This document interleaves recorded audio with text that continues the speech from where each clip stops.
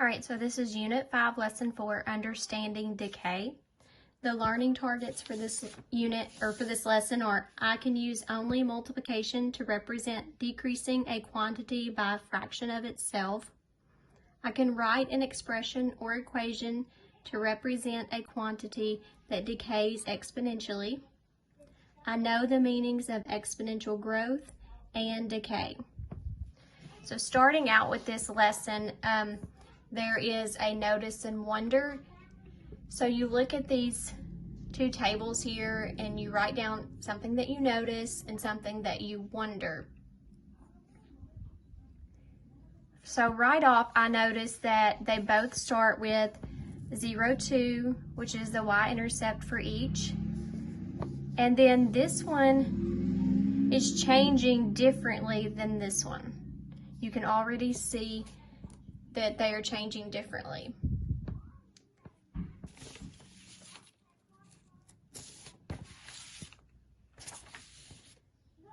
This one is adding 1.5 each time, or 1.5. So it's going from 2 to 3.5, 3.5 to 5, that's another 1.5, and then 5 to 6.5, and then 6.5 to 8. So you're just adding, so it's plus 1.5 every time.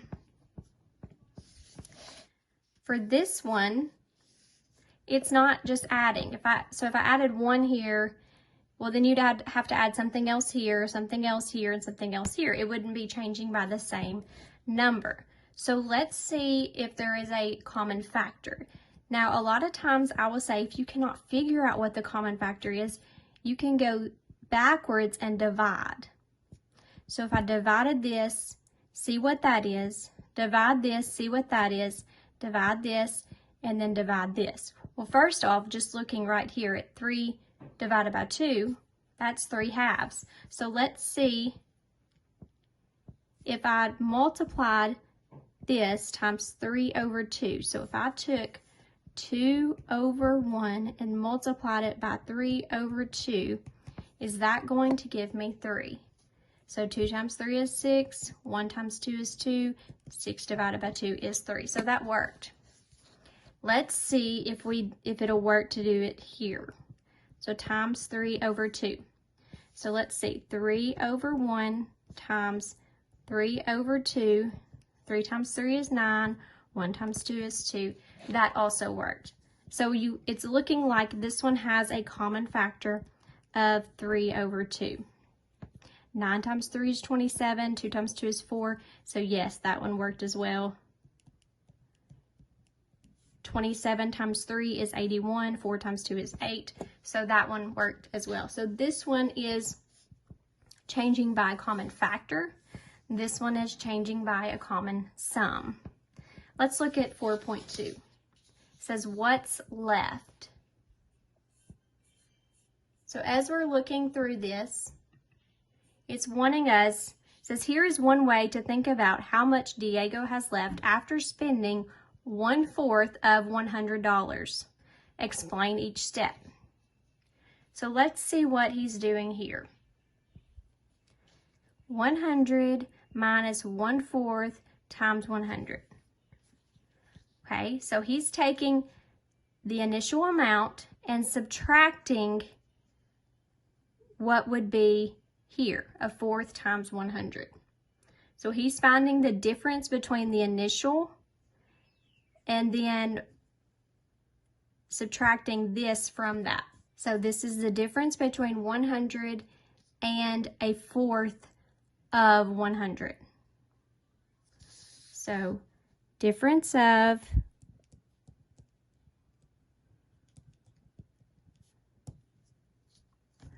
difference between 100 and 1/4 of 100. So let's look at what's going on with step 2. Step 2 now, if they have gone from step 1 to step 2, it looks like they have factored out 100.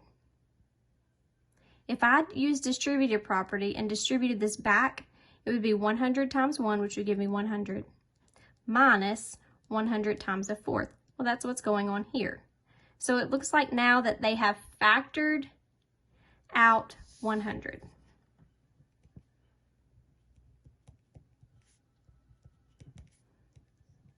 Because if you look here, 100 divided by 100 is 1. 100 divided by 1/4 times 100 would just be 1/4. So that's what happened. They factor out 100. Let's look at step 3. Now it appears, where did they get 3/4? Well, look at this. 1 minus 1/4. If you don't automatically know that if I take 1/4 away from 1 is 3/4, then you could calculate it. 1 minus 1/4. Your calculator would do this, or you could also do it by hand. What is going to give me 1 with a denominator of 4? Well, that would be 4 over 4. And in our pre-cal curriculum that we use, they call this a giant 1. So you would make this a giant 1, so it would be 4 over 4 minus 1/4. So then you subtract. This is where they got the 3/4. So 100 times 3/4, what they did, they replaced 1 minus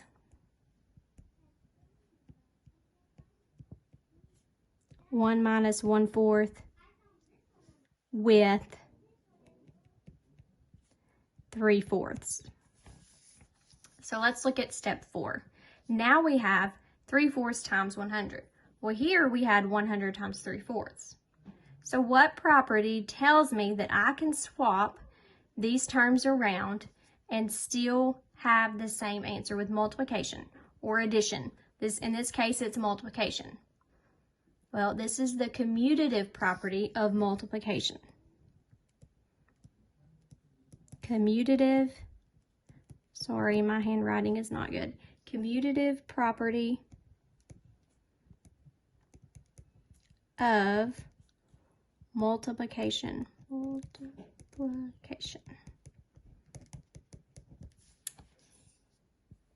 And how I remember this property is I say, when you commute from one place to another, you move. So they just move these terms around and you still have the same answer as if you use this one or this one. So that's what's going on in each step here. So let's look at number 2. A person makes $1,800 per month, but a third of that amount goes to her rent. What two numbers can you multiply to find out how much she has after paying her rent? Well, look at what happened here. They did 100 minus 1/4 times that. So let's just try it. We'll do 1,800 times 1/3 times 1,800. Then they factored out 1,800, or they factored out 100 here. So let's factor that out. 1,800 times 1 minus 1/3. It's the same thing so far, right? Then they subtracted 1/3 from 1. So 1 minus 1/3 equals, so remember we can make this a giant 1, 3 over 3 minus 1/3 equals 2/3. So this would be 1,800 times 2/3. And that's it. Those are the two numbers that you can multiply to see what she has after paying her rent.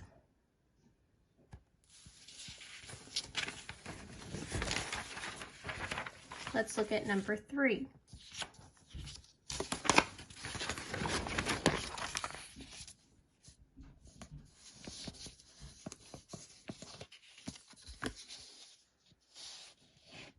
Number 3 says, write an expression that only uses multiplication and that is equivalent to x reduced by 1/8 of x. So let's look. So if we had x minus 1/8 of x. That's what it looks like. But they only want us to use multiplication. So the next step that we did, remember we factored out this number here. So this would be x times 1 minus 1/8. Then you subtract that. Well, 1 as a fraction with a denominator of 8, I can write that as 8 over 8 minus 1/8 gives me 7/8. So the two numbers that I multiply would be x times 7 over 8. Or you could write that as 7/8 times x. Remember, those are the same thing.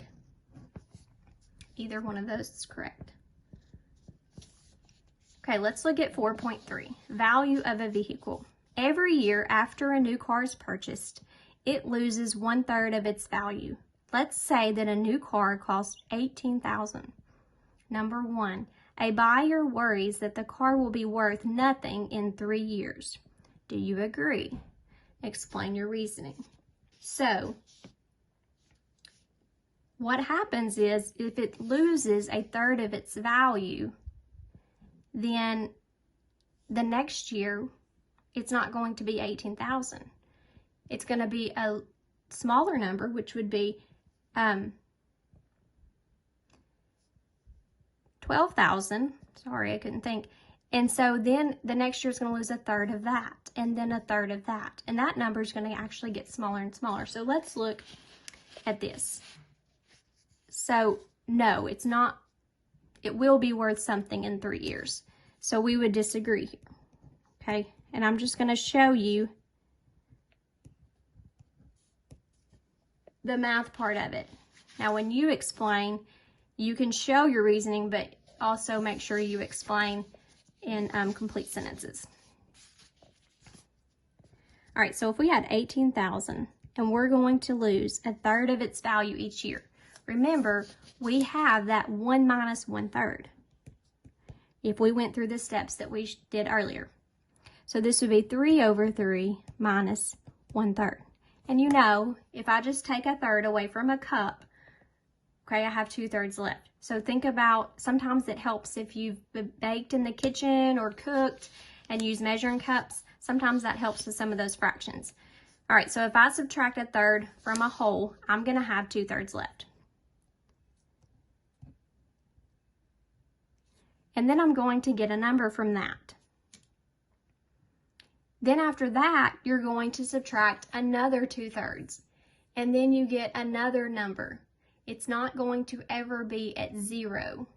So whenever you do 18,000 times 2/3, I said it was 12,000. Then you would take this, if it was another year, it'd be another 2/3. So 2/3 of 12,000 would be 8,000. Because 12 divided by 3 is 4. And we've got 2 of those, so that'd be 8,000. Then you would take another 2/3, or multiply 2/3 times 8,000. So your number is going to continually, this number is going to get smaller, but it's not reaching 0. All right, so let's look at number 2. Write an expression to show how to find the value of the car for each year listed in the table. So we kind of already started doing this. So if we have the first year, remember we said we're going to multiply by 2/3 because that's what's left. If we take out 1/3, then we have 2/3 left. So then the second year, we're going to multiply that by 2/3. So it's like you're multiplying by 2/3 2 times. And remember, if you have a number multiplied by itself, you can show that as with a base and a power. So this is the same thing as saying 18,000 times 2/3 squared raised to the second power, and this represents the number of years. So make sure that you keep your 2 and your 3 inside parentheses and your exponent outside, because you want this 2 to apply to the 2 and also the 3. So let's look at the third year. This time we would multiply it 3 times, or we can show it as times 2/3 to the 3rd power. The next time, this time pay attention, it's not 4, and sometimes if we get going too quickly, we'll think this is 4 instead of 6, but they've jumped to 6 here. So 18,000, you could multiply it by 2/3 6 times, or you could show it with an exponent of 6. And then if we have t years, 18,000 times 2/3 to the t power. So it's good to realize that how to write these this way, so that when you get down to this one, all you have to do is replace that year, this time with t. All right, let's look at number 3. Write an equation relating the value of the car in dollars V to the number of years t. So we know it's going to be V equals, because my value equals. They told us value of the car V to the number of years t. So V equals. We started out with 18,000 times 2/3 is how much we had left each year. Now they told us our number of years is t. So remember, our years is what we used for our exponent here. So this would be your equation. Number 4, use your equation to find V when t is 0. What does this value of V mean in this situation? So let's use our equation. V equals 18,000 times 2/3 to the 0 power. Well, remember, anything to the 0 power is 1, so this would be V equals 18,000 times 1, so this equals 18,000. And what does this value mean? It's the value of the car at year 0, or when it is purchased. So the value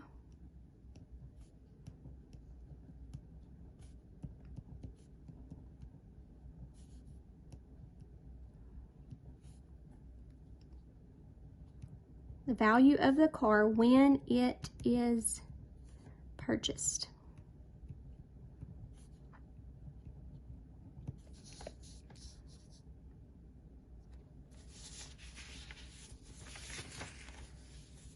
All right, let's look at number 5.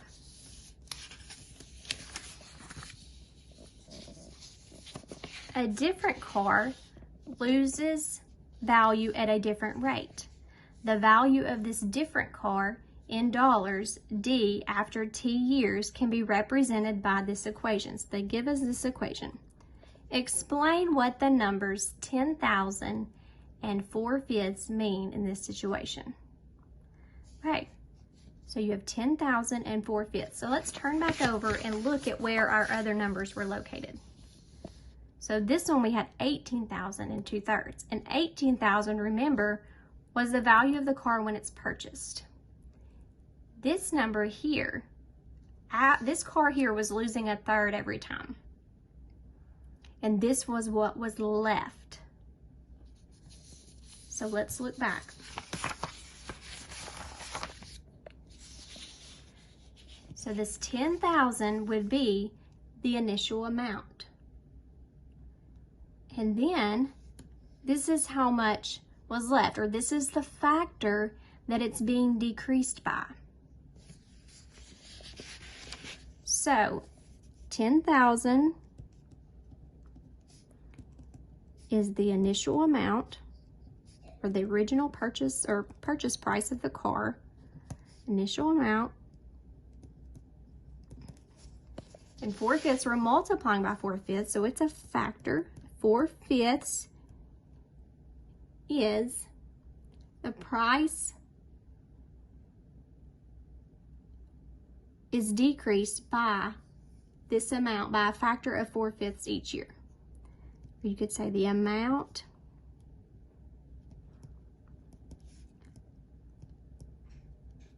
the price, maybe the factor. 4/5 is the factor in which the price is decreased by, or the amount the price is decreased, the amount the price is decreased by a, I'm just going to go ahead and put this, by a factor of 4/5 each year. The amount the price is decreased by is, I'll just add that, is a factor of 4/5 each year. It's probably not the greatest wording, but it is being decreased by this factor each year. Okay, let's look at the lesson summary. So this lesson summary goes through, and it's very important that you read the lesson summary. It gives you very good information. It summarizes the lesson.